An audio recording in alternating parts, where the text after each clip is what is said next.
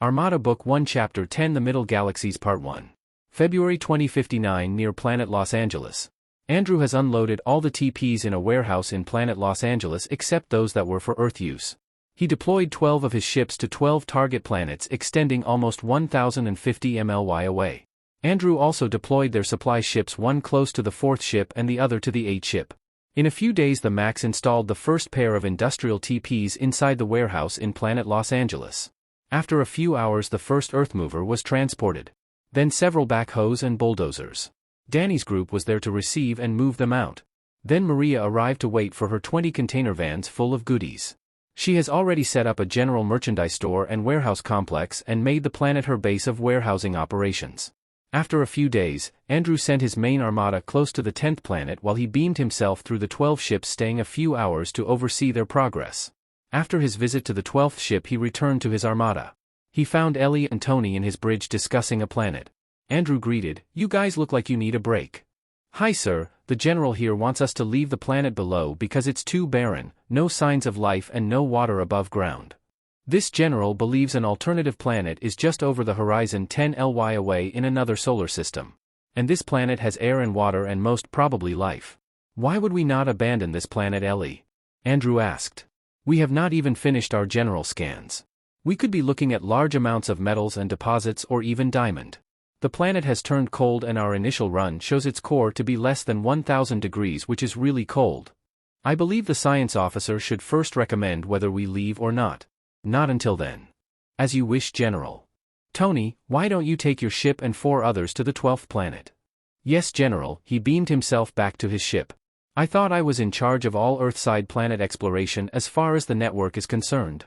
"Yes, you are, Ellie, and I expect a more thorough work before we decide anything." Ellie beamed herself back to her ship. Andrew told Olive to move nearer to the 11th ship and planet. After a few hours Tony's hologram appears. "General Mann, Roden's ship has reached the planet nearest to the 12th planet below. Does that mean we can beam ourselves to Treadle and be back by dinner?" Andrew asked. Roden appears in Andrew's bridge. "Or I can beam myself to Earth and be back by lunch." "Good to see you too. I believe Maria has your ice cream in stock already." Andrew said. "See the practicality of this network. 4 BLY in a day. That is so cool." Roden said. Ellie appeared with Maria with some ice cream. "It seems these two have already communicated to meet here." Ellie said. "Hello again, Maria, what do you have there?" Roden asked. Maria gave him all 4 large ice cream containers.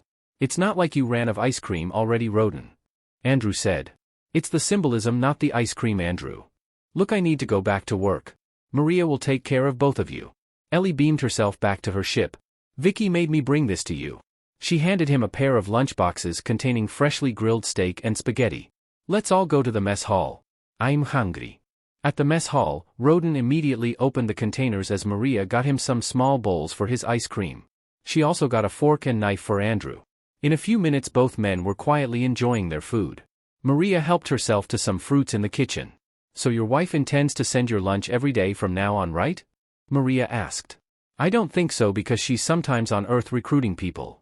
Your food did come from Vicky on Earth. She bought them for you from her favorite bistro." "See, Andrew, an expression of love goes a long, long way, literally 1 BLY away. So Roden, we are going to Treadle so you can show me the place and let me see what your people might need." Maria said. "You should start with what Roden needs. Ice cream and brandy and he's content. I'm really a simple Inky." "Well, I guess ice cream and brandy is the closest you can get to your partying days. So Maria, what brings you in the scheme of things?" Maria related how she and Ellie were close buddies in college, her previous and present work, how she was recruited by Ellie. It took her 20 minutes until she noticed the two have stopped eating. "I'm done," Roden exclaimed, raising his long arms. "You should be. You finished a third of each container." Andrew quipped. "Okay, Andrew, Maria and I would leave you now. We must get this barter trade going." Andrew walked them to the industrial TP hall and they left for the next ship. Andrew walked back to his bridge when Roger's hologram appeared beside him. "General, my personnel officer notified me that 2 of my recruits are missing. I need to go back to Earth and look for them." "So you intend to use the TPs then?" "Yes, boss, that is correct." "Olive, can you run a personnel check and tell me if all our people are accounted for?" "Andrew, we are missing 3 people from the Air Force group. How is it that the officers are not able to account for their men?" These men applied for transfer to science teams, and when I checked the science teams in other ships, they were not there. Maybe we should look for them. It should not be hard because they have unique tags that we would be able to trace. Yes, that data from the other ships and the spaceport revealed that the last TP these people went through was for Earth. They must be on Earth. Tell Roger we would be joining him. Tell the other ships to take a personnel check and tell us who they're missing. Where is my wife? She's on Earth at the moment. Do you want me to tell her to wait? She has Tom with her. Yes, tell her I'm coming over. I'm taking the TPs and you don't have to follow me to Earth. In less than 3 hours, Andrew was at the spaceport. Roger was waiting for him at the main hall. Let's go to Vicky's ship, Roger said. Andrew and Roger beamed to the bridge of Vicky's ship. I have located your 2 men, Roger, Sergeant Phil Ramos and PFC Lionel David. Sergeant Ramos is in his family house in the city of Los Angeles while PFC David is in the city of Palmdale in an office. Tom said. Andrew nodded at Tom. Show us. Tom produced a hologram with Sergeant Ramos with his family in a house. Roger excused himself and Tom beamed him to a place near the house. Where are my 3 men? Andrew asked. 2 of them, Ensign Ramirez and Ensign Sierra, are in a location in the city of New York. Ensign Keegan is in the city of Dallas. Show me the 2 men. Tom showed a hologram of a building with the 2 men in separate rooms. Tom explained, Ensign Ramirez has very low vitals while Ensign Sierra seemed to be experiencing some trauma. Tom zeroed in on a more closer view in the hologram. Andrew saw one of the men lying on the floor while the other was seated in a separate room with 3 people around. Get me a good Mac with a lot of videos and tagging pens, Andrew said. Andrew went to the small armory in the bridge and got himself a plasma pistol. Back at the bridge chair he saw a Mac with more than a dozen small video implants and tagging pens. He got 2 video pieces and a tag pen. This is Glomman, Andrew, Tom said. Hi Glomman. Tom, can you show him the hologram of the place please? We need to go to this building. I will beam to this guy and you beam to the other empty room. Look for their telecom room and try to put a hacking conduit near their devices. Try to put the videos in the best places. Move quietly because I'm sure these people are dangerous, Andrew said. Tom beamed Andrew into the room with Ensign Sierra. Bald person asked, let me get this straight, your secret project is a propulsion system? Sierra answered almost in tears, yes, and I am just a research assistant, I don't know anything. One of the guys punched him in the face and the other said, look, we have your wife and baby girl in our sight at this very moment. If you don't talk, you will never see them again. Andrew put the video at the top of one of the office cabinets. I don't know what you are talking about, Sierra exclaimed. Bald guy again, look, we know people are being deployed in places we have no record of. We want to know where your group is deployed and why. I don't know what you're talking about. I am just an ensign, I don't know anything. One of the other guys punched him again. The other guy punched him also. Andrew tagged all 3 as they were moving. Bald guy, let's take a break. One more day and this guy will break. Maybe we should get his family here with him. Ensign Sierra can hear the conversation and was visibly disturbed. Andrew followed the men outside and they headed to their office. Their office is a trading office dealing with wholesale metals and industrial equipment. Andrew put a video on top of one of the bookshelves. Then he told Tom to beam him back. How is Glomman doing? Andrew asked. He's almost done. He's tagging some of the people in the office right now. Roger and Sergeant Ramos appeared before Andrew and Tom. Roger started, General, Sergeant Ramos is telling me that there was a threat made on his family by people who approached them for information about Sergeant Ramos. He is just waiting for his sister's family from Las Vegas to arrive so they can all leave for planet Los Angeles. Andrew told Roger and Sergeant Ramos about the fate of his 2 men. Glomman appeared and told Andrew that the hack was successful and Tom is now downloading data from their system. Glomman, don't leave yet. Tom, get a pair of Marines to accompany Sergeant Ramos at his house, fully armed please. Sergeant Ramos, go down there and if possible beam your family back here as soon as possible. Coordinate with Tom to locate your sister and her family, go meet them and beam them here. You don't have to wait for them at your house, Andrew said. General, I have to go to PFC David.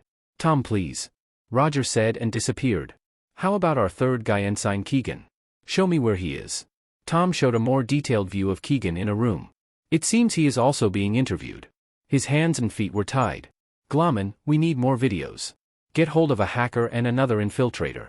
Get plenty for me and your group, Andrew said. Glomman left to get the video implants. Tom announced, the boys brought Sierra out of the building and are leaving in a car. I will follow them.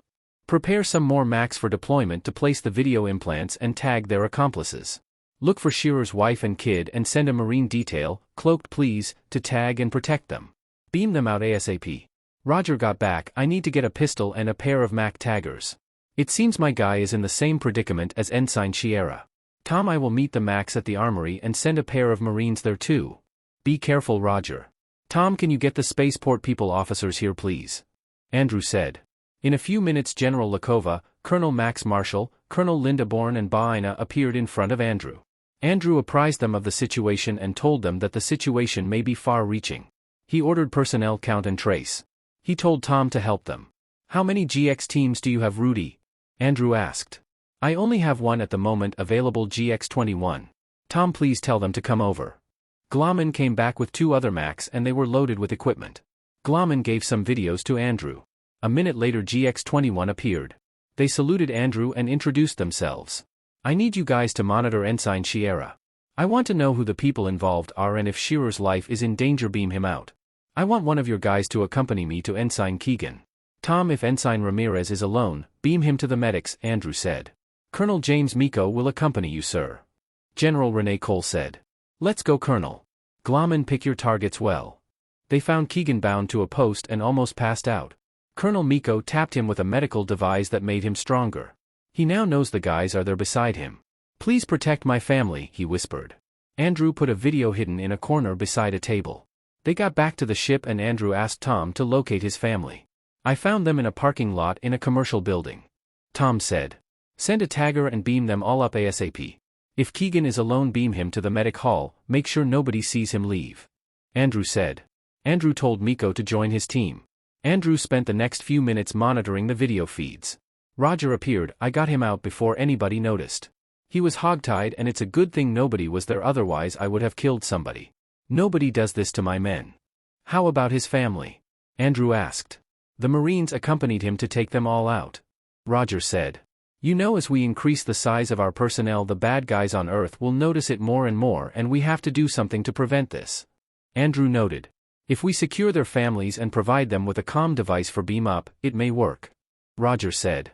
It seems the bad guys are related to each other. I found phone records made between the group in New York and Palmdale. The Los Angeles group is not known. Tom explained. Send more taggers to follow them when they split up or whatever. Tag their friends and business associates. I want to know who they work for. Andrew said. The spaceport group has allotted over 6 people and Max to this investigation. Tom said. I believe we should let General Lakova have the lead. Roger said. Andrew nodded, agreed. Tom, tell him he has the lead and to report to us any important intel so we can react fast. General Alan Cook appeared before Andrew and Roger. So our men are being kidnapped and tortured for information? Alan asked. Sir, we do not know who the leaders are at the moment. And they may lay low since we got our people out. We sent taggers and infiltrators down so we can piece their group and connections together. General Lakova would take the lead on this investigation. Andrew added. Annette, my hologram, tells me we are missing 14 men from 8 ships. Let me go to General Lakova and coordinate with him. Alan said. Olive just communicated to me that your Armada is missing 6 men from 4 ships. I have their names and I will be able to locate them shortly. Tom said. Gaddon arrives from the TP to join Roger and Andrew with the investigation. Have you located the missing men, Tom? Gaddon asked.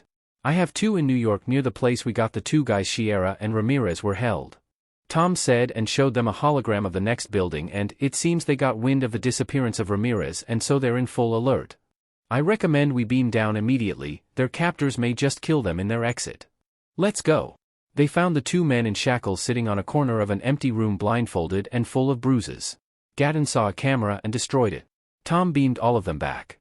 Tom, beam the men to the medic hall and when they are stronger and can stand up have the Marines accompany them to their families and beam them all out.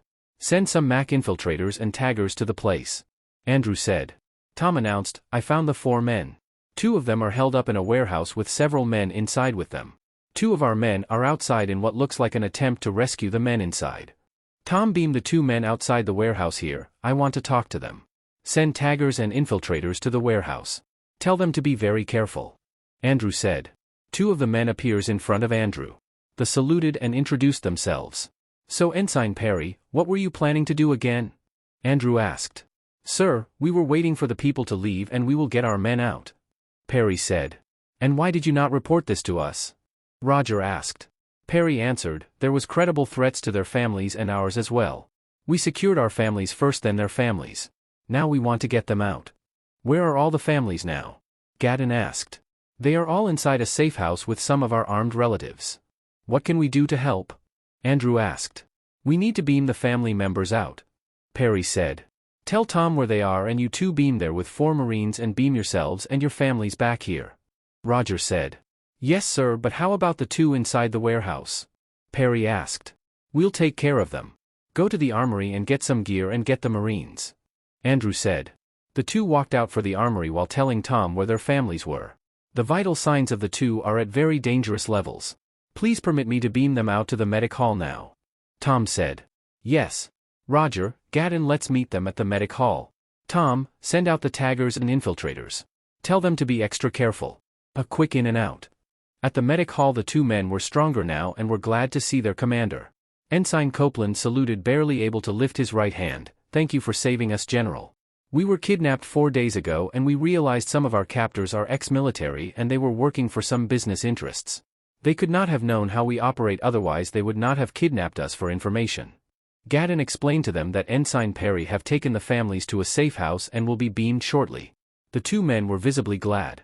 Colonel Lind came in through the door and told the 2 men they were in charge of the investigation and would like to ask them a few questions. Andrew left with Roger and Gadden for the bridge. At the bridge they saw Vicky and Dr. Towns talking to several scientists. Vicky came to embrace Andrew and kissed him. She introduced him to the scientists and told Andrew they have just been beamed onto her ship and are on their regular tour of the ship. She asked Andrew why he is here when he should be 1 BLY away. Andrew told her he used the ship hops to go to Earth and search for his men. Tom, are all my recruiting scientists being tracked? Vicky asked. Yes they are, and none seem to be out of place or have vitals that are not normal. All along the scientists were listening on the conversation and Vicky told them that they have to take security very seriously.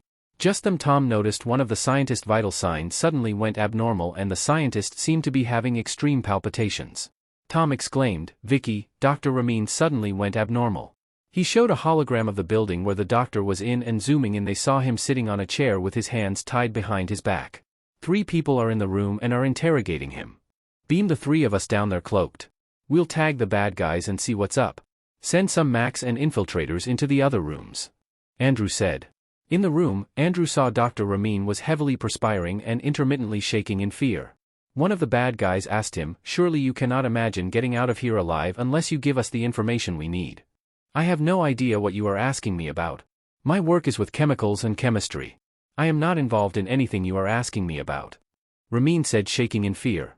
They insisted that he was part of a secret team working on new propulsion systems and other technologies.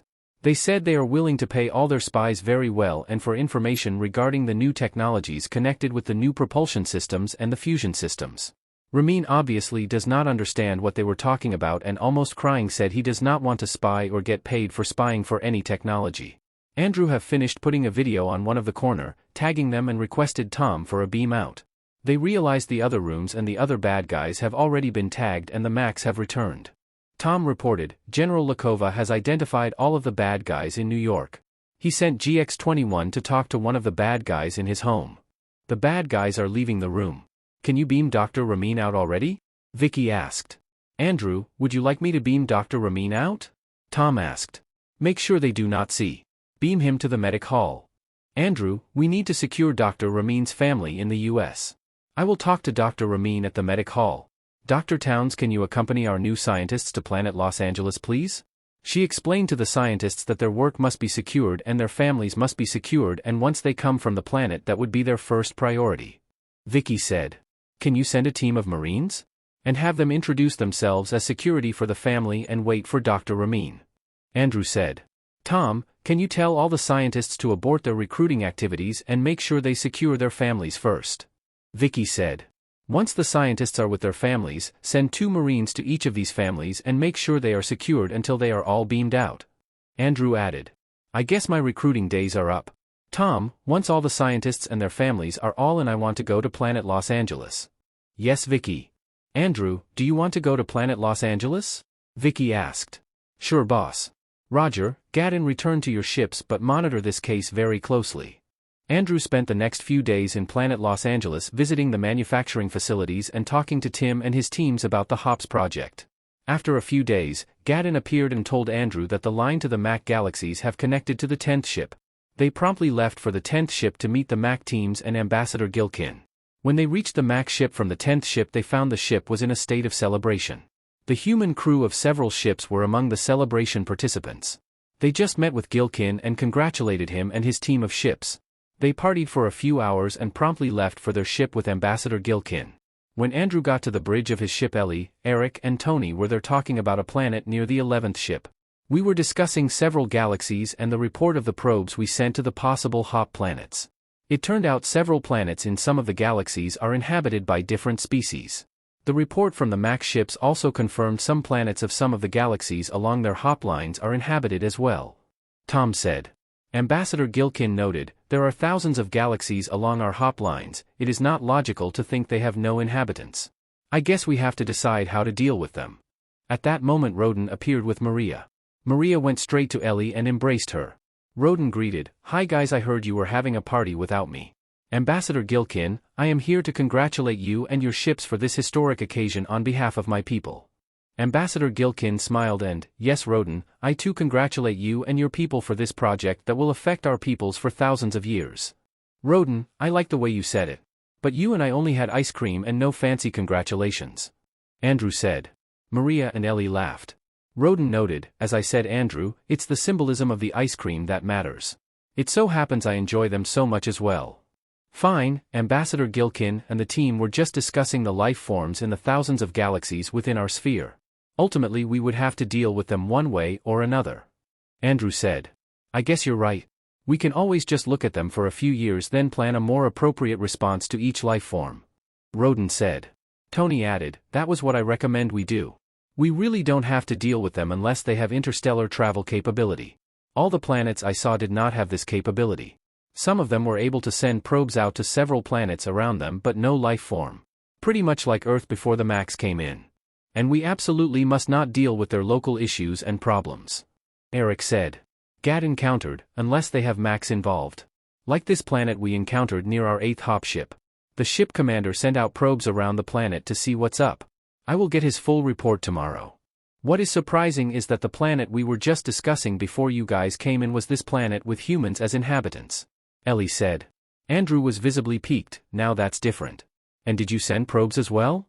"Yes I did, and their technology is like they are just coming out of an industrial revolution that uses steam and electrical power.